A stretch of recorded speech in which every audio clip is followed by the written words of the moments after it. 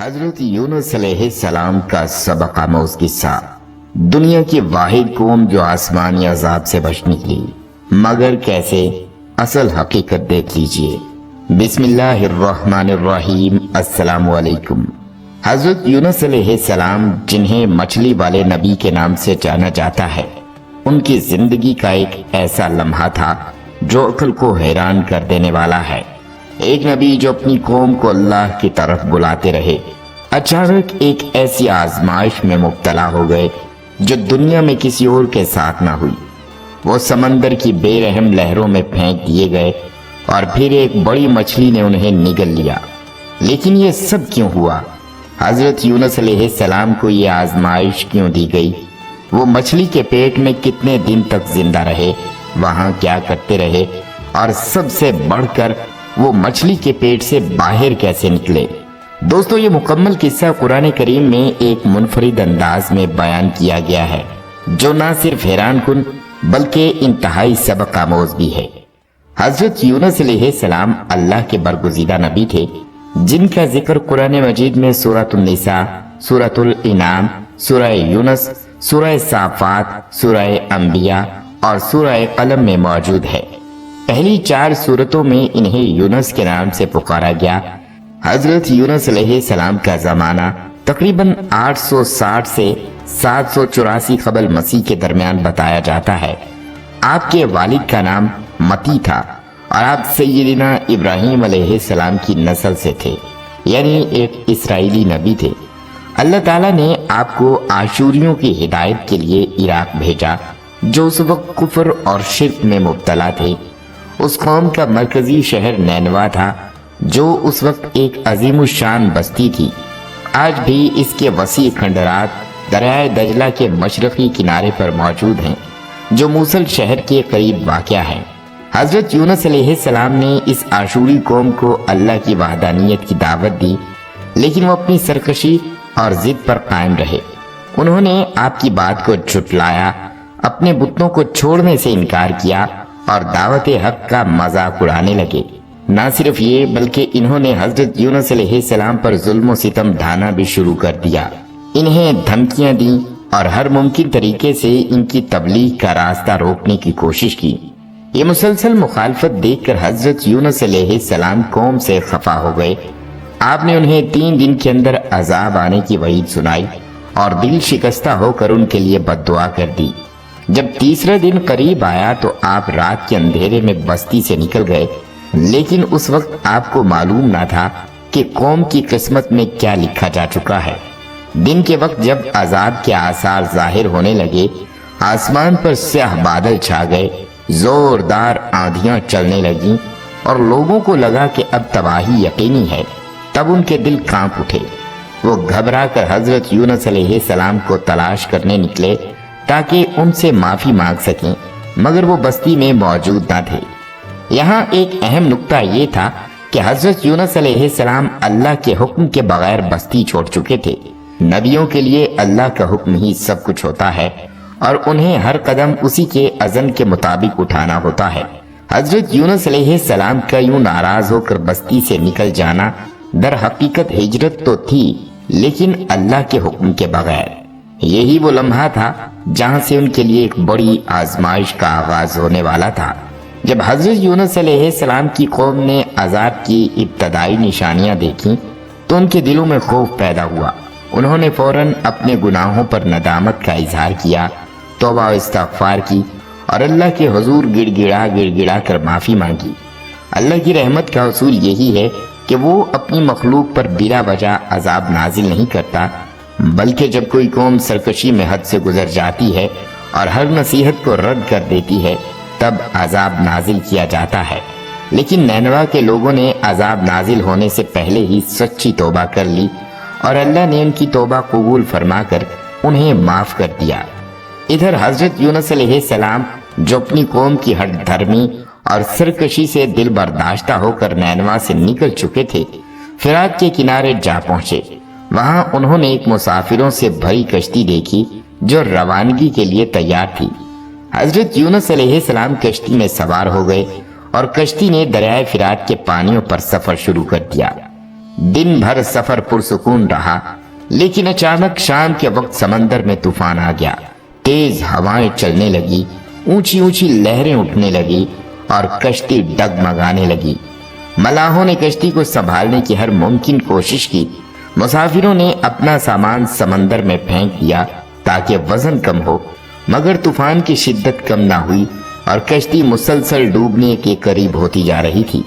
अहले कश्ती का अकीदा था कि जब कश्ती इस तरह तूफान में फंस जाए तो इसका मतलब होता है इसमें कोई ऐसा शख्स सवार है जो अपने आका से भागा हुआ है, और जब तक वो कश्ती से न उतरे कश्ती तूफान से नहीं बच सकती। ये सुनकर हजरत यूनुस अलैहिस्सलाम को फौरन एहसास हुआ कि ये सब कुछ अल्लाह की तरफ से एक आजमाइश है। उन्होंने अहले कश्ती को मुखातिब करके फरमाया, मैं ही वो शख्स हूँ जिसे इस कश्ती से उतरना चाहिए, क्योंकि मैं अपने रब के हुक्म का इंतजार किए बगैर अपनी कौम को छोड़कर आ गया हूँ। मुझे समंदर में डाल दो ताकि कश्ती और इसमें सवार बाकी तमाम लोग महफूज रह सकें। लेकिन कश्ती में सवार मुसाफिर और मल्ला हजरत यूनुस अलैहिस्सलाम की नेकी, पारसाई और पाकीज़गी से वाकिफ थे। वो उन्हें समंदर में फेंकने पर आमादा न हुए। उन्होंने सोचा कि ये फैसला करने के लिए कुरानंदाजी की जाए ताकि किसी पर जुल्म ना हो। चुनाचा कश्ती में मौजूद लोगों के नामों की कुरानंदाजी की गई और हैरत अंगेज तौर पर कुर्रा हजरत यूनुस अलैहिस्सलाम के नाम निकला, मगर कश्ती वालों ने ये मानने से इनकार कर दिया कि इन्हें समंदर में डालना चाहिए, क्योंकि वो जानते थे कि हजरत यूनुस अलैहिस्सलाम एक नेक और सच्चे इंसान हैं। उन्होंने दोबारा कुरानंदाजी की, लेकिन फिर कुर्रा उन्हीं के नाम निकला। जब तीसरी मर्तबा बेकुर्रा हजरत यूनुस अलैहिस्सलाम के नाम निकला तो उन्हें यकीन हो गया ये अल्लाह की तरफ से एक फैसला है, और वो कश्ती से उतरने पर राजी हो गए। ये लम्हा बहुत ही नाजुक था। हजरत यूनुस अलैहिस्सलाम जैसे ही समंदर में कूदे, एक अजीमुल हब्सा मछली जो पहले ही अल्लाह के हुक्म की मुंतजिर थी फौरन उन्हें निगल गई और वो उसके पेट में चले गए। ये वो मुकाम था जहां हजरत यूनुस अलैहिस्सलाम की सबसे बड़ी आजमाइश शुरू हुई, और इनकी दुआ और अल्लाह पर यकीन का वो हैरत अंगेज वाक़या पेश आया जिसे कुरान करीम में जिक्र किया गया है। दोस्तों, जब हजरत यूनुस अलैहिस्सलाम कश्ती से समंदर में कूदे तो अल्लाह ताला ने एक बड़ी मछली को हुक्म दिया कि वो उन्हें निगल ले, लेकिन ये भी फरमाया कि ये तुम्हारी ग़िज़ा नहीं, इनके जिस्म को कोई तकलीफ नहीं होनी चाहिए। अल्लाह के हुक्म से मछली ने उन्हें निगल लिया, मगर वो उसके पेट में जिंदा रहे। जब हजरत यूनुस अलैहिस्सलाम ने खुद को मछली के पेट में पाया तो उन्हें एहसास हुआ कि वो अल्लाह की इजाज़त के बगैर अपनी कौम को छोड़कर आ गए थे। इस नदामत के साथ उन्होंने अल्लाह की बारगाह में दुआ और इस्तिग़फ़ार शुरू कर दिया। वो 3 अंधेरों में घिर चुके थे, एक रात का अंधेरा, दूसरा समंदर की गहराइयों का अंधेरा और तीसरा मछली के पेट का अंधेरा। इन घुप अंधेरों में हजरत यूनुस अलैहिस्सलाम ने अल्लाह को पुकारा और एक ऐसी दुआ मांगी जो क़यामत तक हर हाजतमंद के लिए निजात का जरिया बन गई। हजरत यूनुस अलैहिस्सलाम की ये दुआ कुरान मजीद में यूं बयान हुई है, ला इलाहा इल्ला अंता सुब्हानका इन्नी कुन्तु मिनज़ ज़ालिमीन। ऐ अल्लाह, तेरे सिवा कोई माबूद नहीं, तू पाक है, बेशक मैं ही अपने नफ्स पर जुल्म करने वाला था। ये दुआ इतनी महबूब हुई कि अल्लाह ताला ने इसे कबूलियत की निशानी बना दिया, बल्कि हजूर सल्लल्लाहु अलैहि वसल्लम ने फरमाया कि जो भी सच्चे दिल से ये दुआ मांगेगा अल्लाह उसकी पुकार ज़रूर सुनेगा। इब्ने हातिम की रवायत में आता है कि जब हजरत यूनुस अलैहिस्सलाम ने ये दुआ की तो उनकी आवाज़ आसमानों तक जा पहुंची। फरिश्ते हैरत में पड़ गए और कहने लगे, ये आवाज़ बहुत दूर दराज जगह से आ रही है, मगर हमें ये मानूस सी लग रही है। अल्लाह ताला ने फरमाया कि ये मेरे बंदे यूनुस की पुकार है। फरिश्ते अर्ज करने लगे कि ऐ परवरदिगार, यही वो यूनुस है जो तेरी इबादत में हमेशा लगा रहता था, जिसकी नेकियां रोजाना तेरी बारगाह में कबूल होती थीं। ऐ अल्लाह, जिस तरह वो राहत के दिनों में तेरा फर्मा बरदार था, इसी तरह आज मुसीबत में भी इस पर रहम फरमा। अल्लाह ताला ने अपने बंदे की दुआ को कबूल फरमाया और मछली को हुक्म दिया कि वो यूनुस अलैहिस्सलाम को समंदर के किनारे बगैर किसी नुकसान के उगल दे। लेकिन सवाल ये पैदा होता है کہ حضرت یونس علیہ السلام مچھلی کے پیٹ میں کتنے دن زندہ رہے۔ اس حوالے سے بعض روایات میں آتا ہے کہ حضرت یونس علیہ السلام 3 دن، بعض میں 7 دن اور بعض میں 40 دن مچھلی کے پیٹ میں رہے، جبکہ کچھ روایات میں چند گھنٹوں کا ذکر ملتا ہے۔ اس دوران حضرت یونس علیہ السلام نے مسلسل اللہ تعالیٰ کی حمد و ثنا اور استغفار کیا، جیسا کہ قرآن مجید میں ارشاد ہوتا ہے کہ انہوں نے اندھیروں میں پکارا، اے میرے رب، تیرے سوا کوئی معبود نہیں، تو پاک ہے، بے شک میں ہی ظالموں میں سے ہوں۔ یہ تسبیح حضرت یونس علیہ السلام کی عاجزی اور انکساری کا اظہار تھی۔ اللہ تعالیٰ نے ان کی دعا قبول فرمائی، چنانچہ مچھلی نے اللہ کے حکم سے انہیں ساحل پر اگل دیا۔ حضرت عبداللہ بن مسعود رضی اللہ تعالیٰ عنہ سے مروی ہے کہ مچھلی کے پیٹ میں رہنے کی وجہ سے حضرت یونس علیہ السلام کا جسم بہت نرم ہو گیا تھا، بالکل ایسے جیسے کسی پرندے کا نومولود بچہ جس کے جسم پر ابھی پر نہ آئے ہوں۔ وہ نہایت کمزور اور نحیف ہو چکے تھے اور زمین پر پڑنے کے قابل بھی نہ تھے۔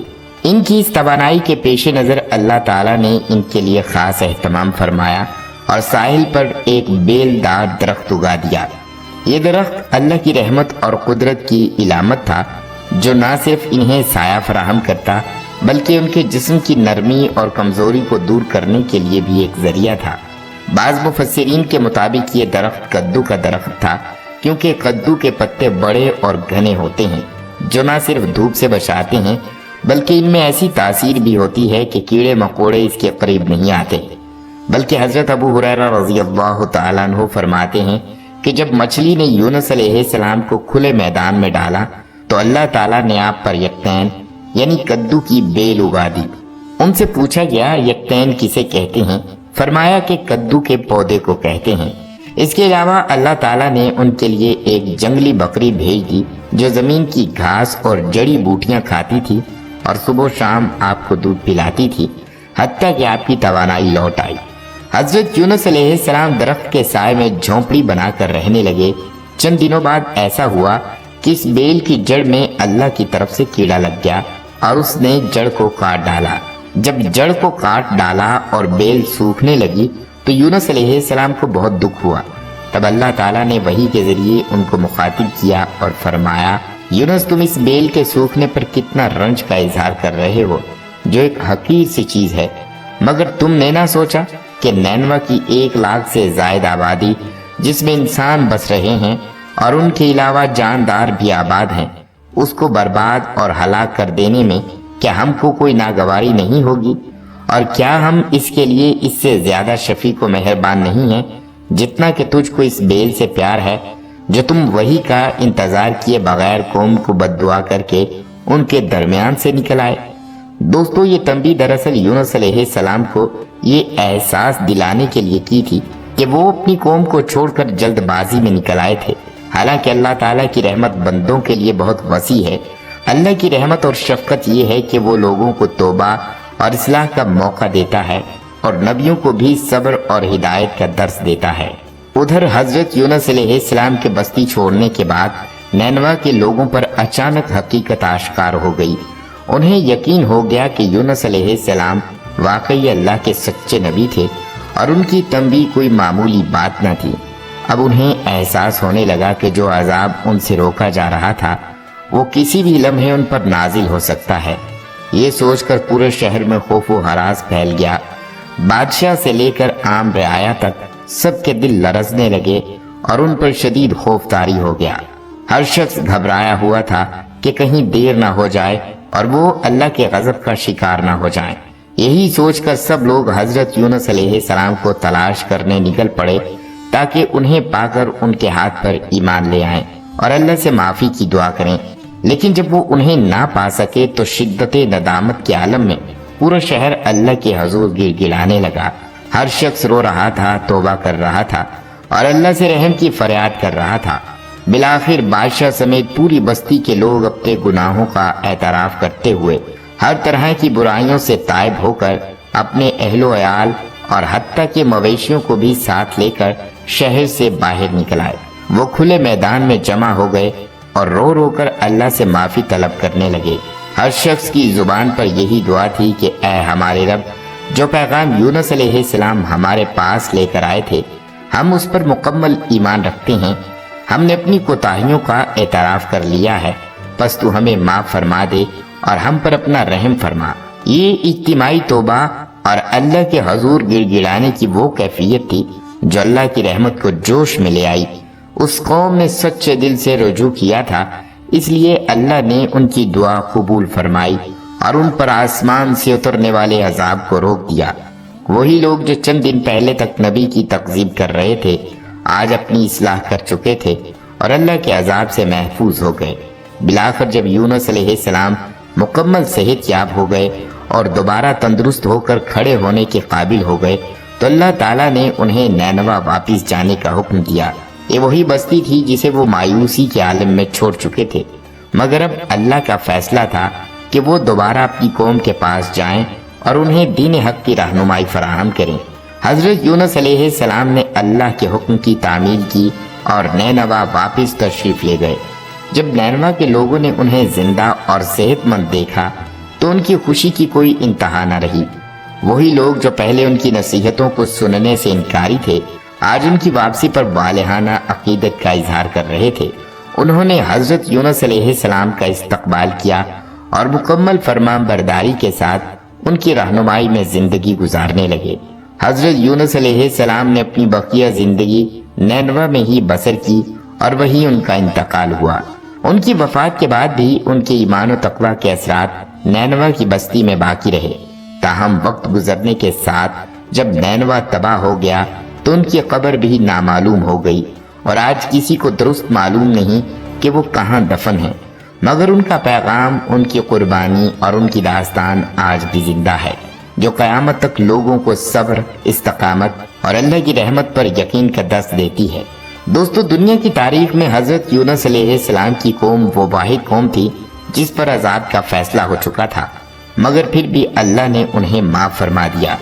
اس کے برعکس دیگر تمام نافرمان اقوام جیسے قوم نوح، قوم عاد، قوم سمود اور قوم لوط اور فرعون کی قوم اپنی سرکشی کی وجہ سے اللہ کے عذاب سے نہ بچ سکیں۔ ان تمام اقوام کو بار بار تنبیہ کی گئی، مگر انہوں نے اپنے انبیاء کی دعوت کو جھٹلایا، یہاں تک کہ اللہ کا غضب نازل ہو گیا اور وہ صفحہ ہستی سے مٹا دی گئیں۔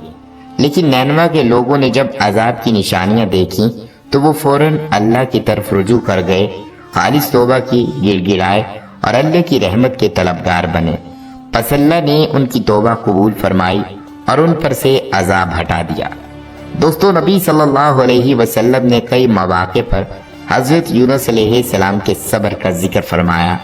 ایک حدیث میں آیا ہے کہ جب نبی صلی اللہ علیہ وسلم طائف کے لوگوں کو اللہ کے دین کی دعوت دینے کے لیے تشریف لے گئے، آپ صلی اللہ علیہ وسلم نے اہل طائف کے سرداروں سے ملاقات کی اور انہیں اسلام کی طرف بلایا، لیکن انہوں نے نہ صرف آپ کی بات کو ٹھکرایا بلکہ طائف کے شریر لوگوں اور بچوں کو اکسایا کہ وہ آپ صلی اللہ علیہ وسلم پر پتھر برسائیں۔ نبی کریم صلی اللہ علیہ وسلم پر اتنے پتھر برسائے گئے کہ آپ صلی اللہ علیہ وسلم کے مبارک پاؤں زخمی ہو گئے اور خون بہنے لگا۔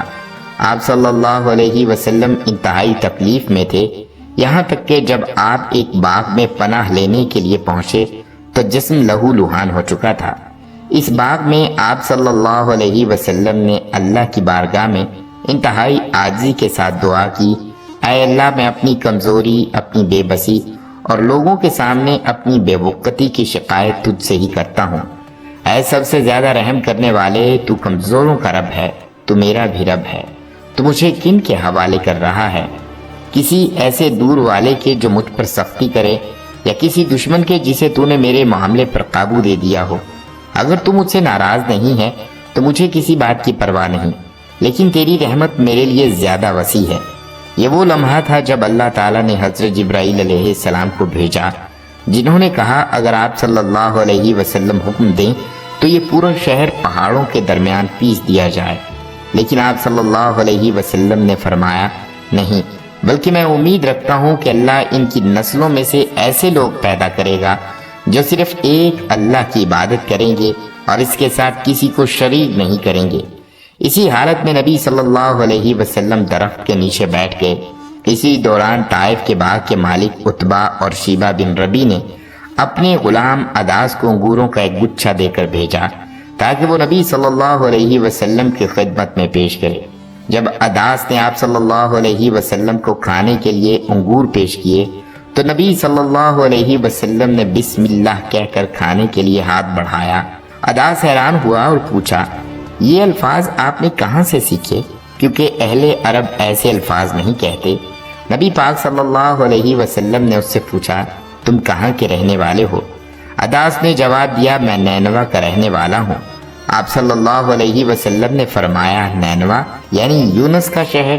یہ سنتے ہی اداس حیران ہو گیا اور کہنے لگا، آپ یونس علیہ السلام کو کیسے جانتے ہیں؟ نبی کریم صلی اللہ علیہ وسلم نے فرمایا، وہ میرے بھائی تھے، وہ بھی اللہ کے نبی تھے اور میں بھی اللہ کا نبی ہوں۔ یہ سنتے ہی اداس فوراً نبی صلی اللہ علیہ وسلم کے ہاتھوں کو چومنے لگا اور اسلام قبول کر لیا۔ یہاں ایک اہم بات یہ ہے کہ نبی صلی اللہ علیہ وسلم نے طائف میں پیش آنے والی مصیبتوں کے باوجود حضرت یونس علیہ السلام کی آزمائش کو یاد کیا اور صبر کیا۔ حضرت یونس علیہ السلام کو مچھلی کے پیٹ میں صبر کرنا پڑا تھا اور نبی صلی اللہ علیہ وسلم نے طائف کی وادی میں صبر سے کام لیا۔ آپ صلی اللہ علیہ وسلم اس موقع پر بھی اللہ کی رحمت سے مایوس نہیں ہوئے اور اسی صبر و استقامت کی وجہ سے اللہ تعالیٰ نے آپ کی دعوت کو کامیابی عطا فرمائی۔ دوستو، یہاں پر یہ بات بھی واضح کر دوں کہ حضرت یونس علیہ السلام کا ذکر قرآن مجید میں تو کئی مقامات پر آیا ہے، لیکن احادیث میں بھی ان کے حوالے سے کچھ واقعات اور فرامین موجود ہیں۔ نبی صلی اللہ علیہ وسلم نے حضرت یونس علیہ السلام کی آزمائش، ان کی دعا اور ان کے مقام کے بارے میں مختلف مواقع پر گفتگو فرمائی۔ حضرت سعد بن ابی وقاص رضی اللہ تعالیٰ عنہ سے روایت ہے کہ رسول اللہ صلی اللہ علیہ وسلم نے فرمایا کہ حضرت یونس علیہ السلام کی جو دعا انہوں نے مچھلی کے پیٹ میں مانگی تھی، جو مسلمان کسی بھی پریشانی میں یہ دعا کرے گا تو اللہ تعالیٰ اس کی دعا کو قبول فرمائے گا۔ یہ حدیث اس دعا کی فضیلت کو ظاہر کرتی ہے اور سکھاتی ہے کہ اگر کوئی مشکل میں ہو تو حضرت یونس علیہ السلام کی دعا کو اپنا ورد بنائے، کیونکہ یہ دعا قبولیت کے دروازے کھول دیتی ہے۔ روایت میں آتا ہے کہ حضرت یونس علیہ السلام کا نبی صلی اللہ علیہ وسلم سے بہت گہرا تعلق تھا۔ نبی اکرم صلی اللہ علیہ وسلم نے فرمایا کہ کسی کو یہ زیب نہیں دیتا کہ وہ مجھے یونس بن متی یعنی یونس علیہ السلام سے افضل کہے۔ یہ حدیث حضرت یونس علیہ السلام کے مقام و مرتبے کو واضح کرتی ہے کہ وہ اللہ کے برگزیدہ نبیوں میں سے تھے اور نبی کریم صلی اللہ علیہ وسلم ان کی تعظیم و احترام اور نبی صلی اللہ علیہ وسلم نے ان کی تعظیم و احترام کا حکم دیا۔ نبی کریم صلی اللہ علیہ وسلم نے ایک مرتبہ اپنے ایک صحابی کو یا ابن ام یونس یعنی اے یونس علیہ السلام کی والدہ کے بیٹے کہہ کر بلایا، حالانکہ وہ حضرت یونس علیہ السلام کے حقیقی بھائی نہیں تھے۔ یہ الفاظ نبی کریم صلی اللہ علیہ وسلم کی محبت اور انبیاء کرام کے آپس میں بھائی ہونے کی طرف اشارہ کرتے ہیں۔ بعض علماء کرام کا کہنا ہے کہ نبی صلی اللہ علیہ وسلم نے اس شخص کو حضرت یونس علیہ السلام سے تشبیہ دی ہو، کیونکہ وہ یا تو کسی آزمائش سے گزر رہے تھے یا کسی معاملے میں حضرت یونس علیہ السلام سے مشابہت رکھتے تھے۔ اس انداز تخاطب سے نبی صلی اللہ علیہ وسلم نے حضرت یونس علیہ السلام کی عظمت اور مقام کو بھی نمایاں کیا، کیونکہ قرآن مجید میں اللہ تعالیٰ نے ان کا ذکر نیک بندوں میں فرمایا ہے۔ حضور صلی اللہ علیہ وسلم نے ایک اور حدیث میں فرمایا کہ جب کوئی بندہ کسی مشکل میں مبتلا ہو اور وہ حضرت یونس علیہ السلام کی دعا کرے تو اللہ تعالیٰ اس کی مشکل کو دور فرما دیتا ہے، جیسے حضرت یونس علیہ السلام کی مشکل کو دور کیا تھا۔ خواتینوں حضرات، یہودی متون کے مطابق حضرت یونس علیہ السلام 3 دن اور 3 راتیں مچھلی کے پیٹ میں رہے اور وہاں اللہ سے جو دعا کی آج بھی یہودی مذہبی کتب میں موجود ہے۔